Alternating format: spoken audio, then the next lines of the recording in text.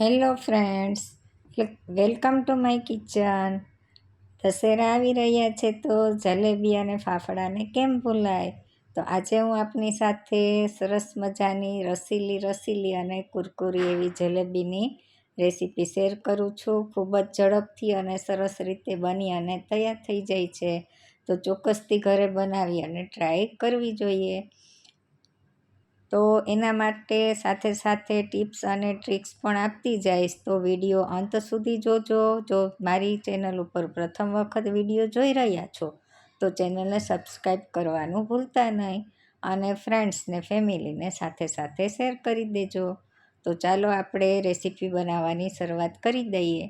સૌપ્રથમ એક વાટકો ભરી અને મેં સાકર લીધી છે અને વાટકાથી પોણા ભાગનું આપણે પાણી અહીં ઉમેરશું.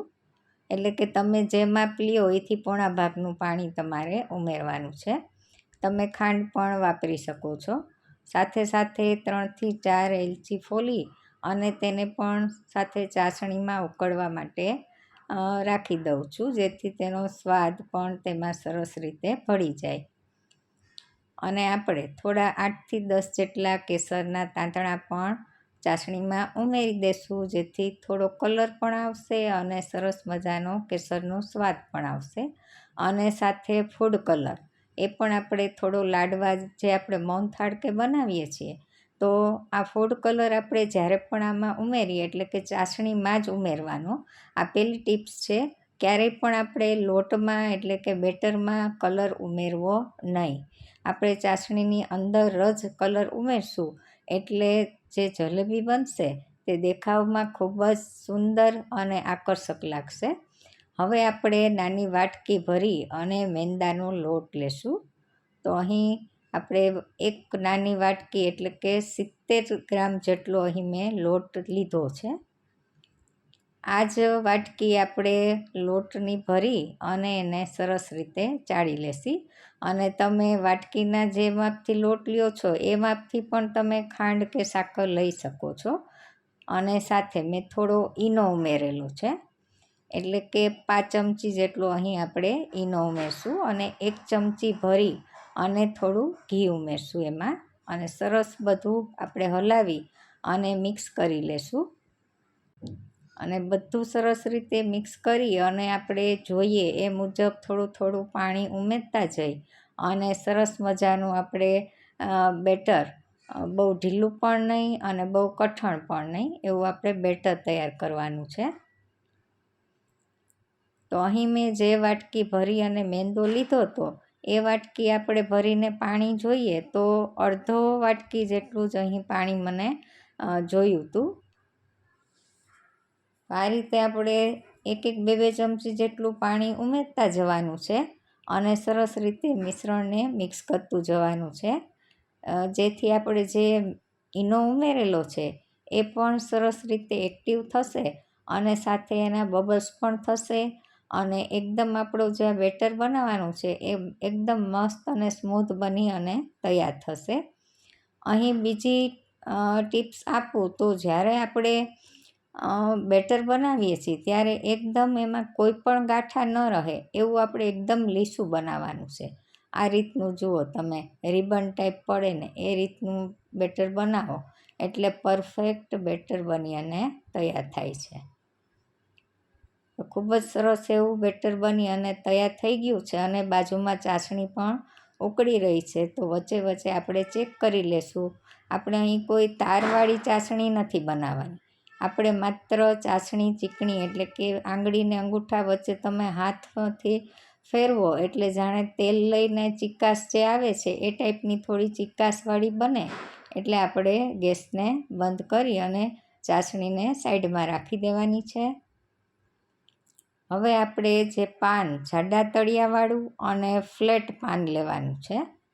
આ ટિપ્સ નંબર 3 કે જે ફ્લેટ પાન હોય અથવા ફ્લેટ એવું વાસણ હોય એમાં આપણે જલેબીને તળવાની છે. અને તેલ કેટલું, તો કે આંગળીના એક વેઢા જેટલું એનું તેલનું થર થાય ને નીચે એટલું જ આપણે તેલ લેવાનું છે. અતિ ભરી અને આપણે લેવાનું નથી. અહીં હવે આપણે દૂધની કોથળી કે પ્લાસ્ટિકની મીઠાની કે કોઈ પણ કોથળીમાં આપણે બેટરને ભરી લેશું. અને કોથળીને મેં પહેલાં ગ્લાસની અંદર રાખી છે. ત્યારબાદ એમાં બધું બેટર આપણે ભરી લેશું અને ઉપરથી સરસ રીતે રબર બેન્ડથી આપણે પેક કરી લેશું, જેથી જ્યારે આપણે જલેબી પાડીએ તો ઉપરથી બેટર નીકળી અને બહાર આવી ન જાય. તો ખૂબ જ સરસ રીતે આપણે પેકિંગ કરશું તો આપણી છેલ્લે સુધી જે કાંઈ બેટર હશે ને ત્યાં સુધીની બધી જ જલેબી આપણી સરસ બની અને તૈયાર થશે. તો આ રીતે હું ઉપરથી સરસ રીતે રબર બેન્ડથી પેક કરી લઉં છું. હવે આપણે કાતરથી એક છેડા ઉપર નાનકડું કાણું કરશું અને ચેક કરી લેશું કે બેટર કેટલું કે બહાર આવે છે. તો આ રીતે હથેળી ઉપર તમે ઊંધો હાથ કરીને પાડશો એટલે ખ્યાલ આવી જશે. અને જો કાણું નાનું લાગે તો થોડું વધારે મોટું કરી લેજો. અને સાથે સાથે જલેબી જ્યારે પણ બનાવો ખૂબ જ ધીરજથી, ઉતાવળ કર્યા વગર એકદમ શાંતિથી બનાવવાની છે.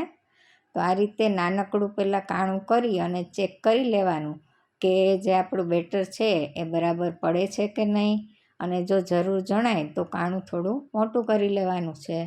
તો આ રીતે આપણે સરસ મજાનું માપનું જ કાણું થયું છે.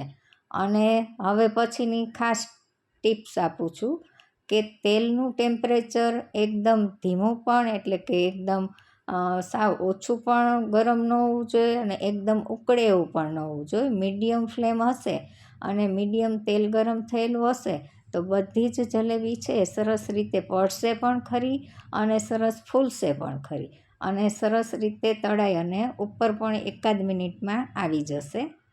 તો આ રીતે આપણે શાંતિથી ધીરજથી બધી જ જલેબીને તળી લેવાની છે. હવે ખાસ ઇમ્પોર્ટન્ટ વાત કહું તો આપણે જો તેલ એકદમ ધીમું એટલે કે ઓછું ગરમ થયેલું હશે તો જલેબી ચપટી થશે અને જ્યારે ચાસણીમાં નાખશો તો એ ચાસણી નહીં પીવે. અને જો વધારે એટલે કે ઉકળી ગયું હશે તેલ તો બધી જલેબી છે એકદમ કડક અને લાલ થઈ જશે. તો ખાસ ધ્યાન રાખવાનું, તેલનું ટેમ્પરેચર બરાબર હશે તો તમારી જલેબી એકદમ સરસ મજાની બની અને તૈયાર થશે. તો અહીં આ વાત ખાસ ન ભૂલતા. અને ત્યારબાદ ઇમ્પોર્ટન્ટ વાત કે જ્યારે આપણે જલેબી કાઢી અને તરત જ ચાસણીમાં નાખવાની છે, એટલે કે જલેબી પણ ગરમ હોવી જોઈએ અને ચાસણી પણ ગરમ હોવી જોઈએ. અહીં ચાસણી ઉકળતી એવું નથી કહેતી, પણ હુંફાળી ગરમ હોવી જોઈએ. એટલે કે આપણે ચાસણી થઈ ગયા બાદ થોડી ઠંડી થઈ ગઈ હશે તો હાલશે, પણ એકદમ ઠંડી ન હોવી જોઈએ. થોડી હુંફાળી હશે તો આપણે જ્યારે જલેબીને ગરમ એમાં નાખશી તો 10થી 12 કે 15 સેકન્ડ રાખી અને તરત આપણે પાછી કાઢી લેવાની છે. વધારે વાર એમાં આપણે ડીપ કરીને રાખવાની નથી. એટલી વારમાં એને જેટલી ચાસણી પીવી હશે એટલી એ પી લેશે અને પછી આપણે કાઢી અને બીજા વાસણમાં લઈ લેવાની છે. તો આ રીતે ખૂબ જ સરસ રીતે જલેબી બની અને તૈયાર થાય છે. તો ચોક્કસથી આ રીતે જલેબી બનાવી અને ટ્રાય કરજો અને તમારી જલેબી પણ એકદમ સરસ મજાની ક્રિસ્પી અને કુરકુરી બની અને તૈયાર થશે. તો તમે જોઈ શકો છો કે આ રીતે આપણે જ્યારે બનાવીએ છીએ તો જલેબીનો કદાચ આકાર પહેલી વખત બનાવતા હશો તો એનો આકાર પણ સરસ નહીં બને, બરાબર નહીં બને, કે પાડવા જશો તો પણ સરખી નહીં બને. તો આ રીતે જ્યારે તમે બનાવશો ધીમે ધીમે પ્રેક્ટિસ થશે. તો આકાર કદાચ સરખો ન થાય તો કાંઈ વાંધો નહીં, સ્વાદ તો એ જ રહેવાનો છે, તો પણ તમારે એ જ ખાવાની છે. તો આ રીતે પણ તમે સરસ મજાની ઘરની શુદ્ધ જલેબી બનાવી અને ખાઈ શકશો. તો અહીં તળવા માટે તમે ઘીનો પણ ઉપયોગ કરી શકો છો. અને સાથે હજી એક વાત એ પણ જણાવવાની કે જ્યારે તમારે કેટલી જલેબીને ક્રિસ્પી રાખવી છે તો જ્યાં સુધી તમે તે ધીમા તાપે તેલમાં તળશો અને જેટલી ક્રિસ્પી થશે ને એટલી જ તમે જ્યારે ચાસણીમાં ડૂબાડશો અને કાઢીને બહાર રાખશો ને તો પણ પછી એ એટલી જ ક્રિસ્પી રહેશે. તો આ મુદ્દો પણ ખાસ ધ્યાનમાં રાખજો. અને આ રીતે બનાવશો એટલે એકદમ બજાર કરતાં પણ સરસ એવી ક્રિસ્પી ને રસીલી કુરકુરી જલેબી બની અને ઘરે જ તૈયાર થાય છે. તો ચોક્કસથી બનાવીને ટ્રાય કરજો. વિડીયો જોવા બદલ આપ સૌનો ખૂબ ખૂબ આભાર. ફરી મળીશું નવી રેસીપી સાથે. ત્યાં સુધી સૌને જય શ્રી કૃષ્ણ. તો આ બધી જ ટિપ્સ અને ટ્રિક્સને ધ્યાનમાં રાખીને જ્યારે તમે બનાવશો એટલે આપણી જે જલેબી બને છે એકદમ ક્રિસ્પી અને ચાસણીથી સરસ પી અને રસીલી તરબતર એવી બની અને તૈયાર થાય છે. અને જો તમારે ખાંડનું પ્રમાણ ઓછું રાખવું હોય તો પણ તમે રાખી શકો છો, કે 1 કપ કે પોણા કપ મેંદાની સામે પોણો કપ ખાંડ પણ લઈ શકો છો, અથવા સાકર પણ લઈ શકો છો. હું તો દર વખતે લગભગ મોસ્ટ ઓફ રેસીપીમાં સાકર જ વાપરું છું, કેમ કે ખાંડની અંદર તો 22 પ્રકારના ઝેરી રસાયણ છે જે આપણા શરીરને ખૂબ જ નુકસાન કરે છે. તો આપણે જ્યારે જાણીએ છીએ તો શા માટે આપણે એવી રીતે ઝેર આપણા પેટમાં પધરાવવું જોઈએ. તો બને ત્યાં સુધી આપણા ઘરમાં હોઈએ, આપણા હાથમાં હોય ત્યાં સુધી આપણે સાકર વાપરીને જ ખાવી જોઈએ. ઇનકેસ ક્યાંય બહાર ગયા હોય અને ખાવી પડે તો અલગ વાત છે, બાકી બને ત્યાં સુધી ઘરનું તો આપણે શુદ્ધ બનાવીને ખાવું જોઈએ, એવો જ મારો આગ્રહ છે. તો આ રીતે ખૂબ જ સરસ મજાની જુઓ તમે જલેબી પડશે તમારાથી પણ, અને બનાવી અને સરસ તૈયાર થાય છે.